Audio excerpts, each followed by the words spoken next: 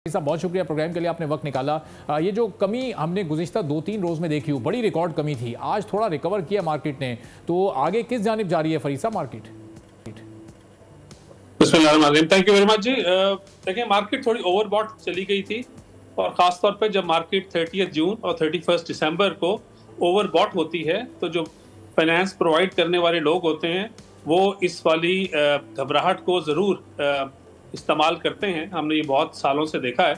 और जब ओवरबॉट थी अबाउट यानी जो लेवरेज पोजीशन थी वो अबाउट 40 बिलियन हो गई थी, तो फिर हमारे अफवाहों का बाज़ार गर्म हो जाता है। दिसंबर के महीने में भी अफवाहें काफ़ी थी और बाज़ चैनल्स पे ये टिकर चले कि सरमायाकारों ने बहुत ज़्यादा सरमायाकारी से अलावा बदला प्रोवाइड कर दिया वगैरह वगैरह। सो मेरे ख्याल से अफवाहों की वजह से और कल 2-3 ऐसी न्यूज़ आई, जिस तरह IMF से रिलेटेड एक न्यूज़ चली और पूरे सोशल मीडिया पे वो बहुत चलती रही कि शायद IMF ने कहा है कि सर्कुलर डेट को एडजस्ट करने के लिए आपको कैश सेटलमेंट करनी पड़ेगी और रिसीवेबल के थ्रू नहीं कर सकते। ना वो बात में किसी आज अखबार में आई, ना IMF ने इस वाली बात को कहा। So there were certain things जो मार्केट जब ज़्यादा जिस तरह से बढ़ के आई, आपको मैं अपने नाज़रीन को बताता जाऊँ कि जब मार्केट IMF प्रोग्राम के बाद चली थी तो 40,000 से पहले 47,000 गई, फिर 47 से थोड़ी करेक्शन हुई और उसके बाद कंटिन्यूअस चली अप टू 67,000।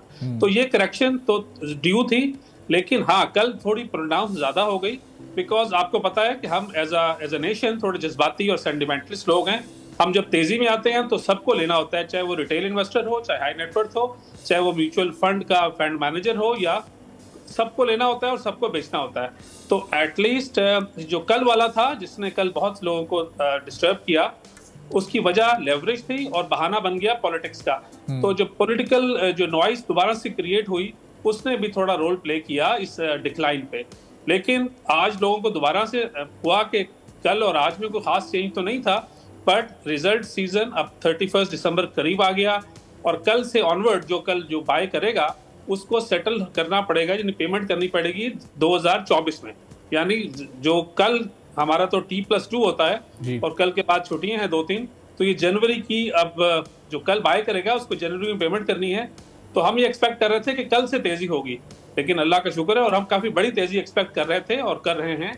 लेकिन आज माशाल्लाह उसमें से बहुत सारे जो कल और पिछले 10 दिन में पॉइंट मार्केट ने शेड किए थे वो आज रिकवर होना शुरू हो गए हैं। तो फरीद साहब ये आमतौर पर हम देखते भी है जब भी कोई इस तरह की सोशल मीडिया पर न्यूज़ सर्कुलेट होती है तो ये उसका इम्पैक्ट इतनी जल्दी मार्केट पर क्यों पड़ता है? अभी हम देख रहे थे इस स्टेबिलिटी को तमाम इकोनॉमिक एक्सपर्ट और मार्केट एक्सपर्ट कह रहे थे कि ये लॉन्ग टर्म स्टेबिलिटी है, तो एक ही न्यूज़ ने इतना शटर कर दिया मार्केट को कि उसमें एक रिकॉर्ड कमी आ गई। देखें हमारी मार्केट में डेप्थ थोड़ी का फुकदान है, ये हम मानते हैं पहले दिन से। मैं और आप इसमें हमें रोल प्ले करना चाहिए, हम नहीं कर पाते, बट साइज भी छोटा है मार्केट का। और जब हमारे पास कोई बाइंग लगती है तो ऊपर तक कैप जो 7.5% का अपर कैप है वहां तक चले जाते हैं बहुत सारे शेयर्स। और कल जिसने आपने मैं फिर याद करूंगा, कल was a ugly day for the market participants, the ones who were new to the market.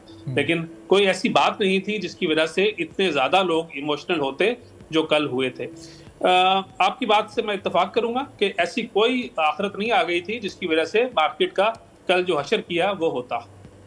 तो फरीद साहब आगे चलकर तो ज़ाहिर है क्योंकि सियासी जमातें इलेक्शन कैंपेन भी चला रही हैं, मुख्तलिफ पॉलिटिकल न्यूज़ भी सामने आएंगी, कुछ अदालती फैसले भी ऐसे आते हैं जिनसे बाज़ औक़ात फिर मार्केट पर उसके असरात भी मुरतब होते हैं। आने वाले दिनों में आप मार्केट को स्टेबिलिटी की तरफ जाते देख रहे हैं? ये 60+ में इंडेक्स सर्कुलेट करेगा या फिर ये थोड़ा सा डाउनफॉल आ सकता है चूँकि ज़ाहिर एक इलेक्शन वाले मोड में पूरा मुल्क चला जाएगा?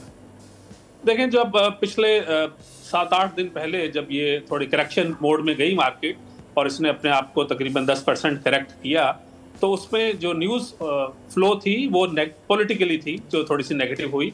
और हम लोग क्योंकि ज़ाहिर है इलेक्शंस जब होते हैं तो पूरा मुल्क स्टैंड स्टिल पे चला जाता है और हम सब की ख्वाहिश है एज पाकिस्तानी कि ये जो मार्केट के अंदर पॉलिटिक्स जो है it should not make any much and it should not take any larger negative reaction.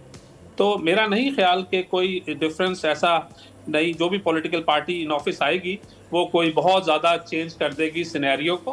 Market सस्ती बहुत है, अभी भी नंबर ऑफ पॉइंट्स देख के तो लगता है कि शायद अच्छी हो गई है, लेकिन मल्टीपल पे चल रही है।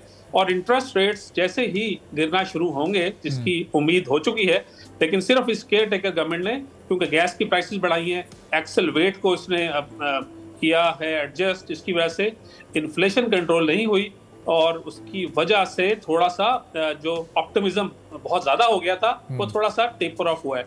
But I think going forward सबसे सिंगल मोस्ट चीज जो मार्केट को आगे चलाएगी, और 60, 70, 80 व्हाटएवर अल्लाह बेहतर जानता है, लेकिन हमें लगता है कि 30 जून 2024 तक मार्केट इससे काफी ऊपर होगी जितनी अब है। तो जो डे ट्रेडर्स हैं उनके लिए तो मार्केट कल और आज की इस तरह बड़ी खतरनाक हो जाती है, but the ones who are medium term investors in the market, उनको मार्केट में इन्वेस्ट करके मुझे नहीं लगता कि नुकसान होगा आज के नंबरों पे, आज के वैल्यूज और वेरिएबल्स पे। सब्सक्राइब करें और बेल दबाएं ताकि कोई खबर रह न जाए।